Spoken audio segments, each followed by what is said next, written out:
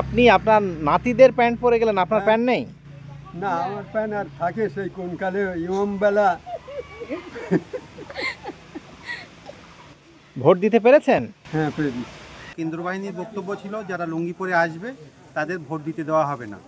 এটা আমরা কেন্দ্র বাহিনীর কাছে গিয়ে বলি যে কারণটা কী, কে আমাদের এখানে তো ম্যাক্সিমাম মানুষই লুঙ্গি পরে, হিন্দু মুসলিম এমন কোনো ব্যাপার নেই, অনেকেই লুঙ্গি পরে।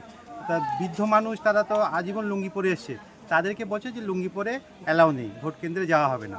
এবং এমনকি আমাদের কথা বলতে গেলে কেন্দ্র বাহিনী আমাদের বিরুদ্ধে মানে লাঠি নিয়ে তেড়ে আসে, মানে আমাদের কথা বলার সুযোগ দিচ্ছিল না।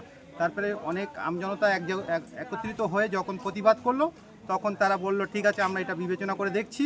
তখন তারপরে কিছু মানুষকে লুঙ্গি পরে অ্যালাউ করেছে, কিন্তু প্রথমে দুই একজনকে সকালের টাইমে যারা লুঙ্গি পরে এসেছিল তাদেরকে ভোট দিতে দেয়নি। এবারে ভাই ভোটের লড়াই এই এখানেই